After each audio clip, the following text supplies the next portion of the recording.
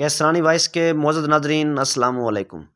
موسیٰ علیہ السلام کے زمانے میں ایک سرکش نوجوان تھا۔ اس کے بد کردار ہونے کی وجہ سے بستی والوں نے اسے بستی سے ہی نکال دیا۔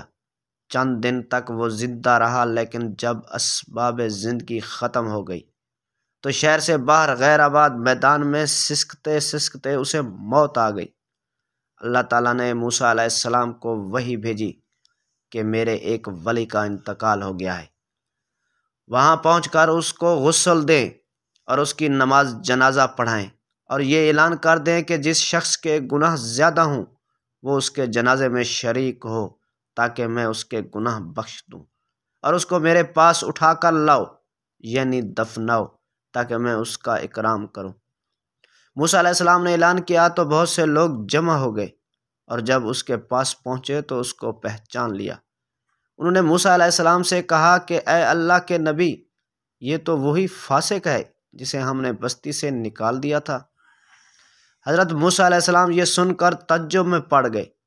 اللہ تعالیٰ نے حضرت موسیٰ علیہ السلام کی طرف وحی بھیجی کہ یہ لوگ ٹھیک کہتے ہیں، لیکن جب اس بیابان میں اس کی موت کا وقت آیا تو اس نے دائیں بائیں دیکھا، اسے کوئی دوست اور کوئی رشتہ دار نظر نہ آیا، اور خیال کیا کہ میں اس بیابان میں اکیلا ہوں، اجنبی اور ذلت کی حالت میں پڑا ہوا ہوں۔ اس نے میری طرف آنکھ اٹھائی اور کہا، میں تیرے بندوں میں سے ایک بندہ ہوں۔ اے اللہ، میں تیرے بندوں میں سے ایک بندہ ہوں، تیری سلطنت میں اجنبی ہوں۔ اگر میں یہ جان لیتا کہ مجھے عذاب دینا تیری سلطنت کو بڑھائے گا اور مجھے معاف کرنا تیری بادشاہت کو گھٹائے گا تو میں تجھ سے بخشش کا سوال نہ کرتا۔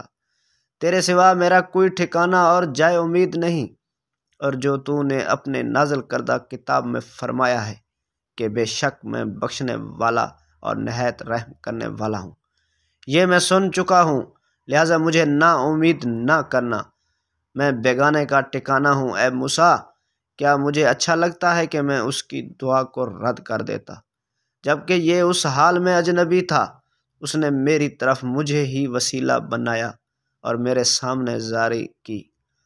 میری عزت کی قسم، اگر یہ روح زمین کے تمام گناہ گاروں کے لیے مجھ سے بخشش کا سوال کرتا تو میں انہیں بخش دیتا، اس کی اجنبیت کی ذلت کی وجہ سے۔ اے موسیٰ، میں بیگانے کا ٹھکانہ ہوں اور اس کا حبیب ہوں اور اس کا طبیب ہوں اور اس پر شفقت کرتا ہوں۔ جی ناظرین، ہماری یہ ویڈیو کیسی لگی اس کے بارے میں ایک کمنٹ ضرور دیجیے گا۔ ہاں، اگر ابھی تک آپ نے ہمارا چینل سبسکرائب نہیں کیا تو پلیز اس ویڈیو کو لائک اور چینل کو سبسکرائب کرنا نہ بھولیے گا۔ Thank you.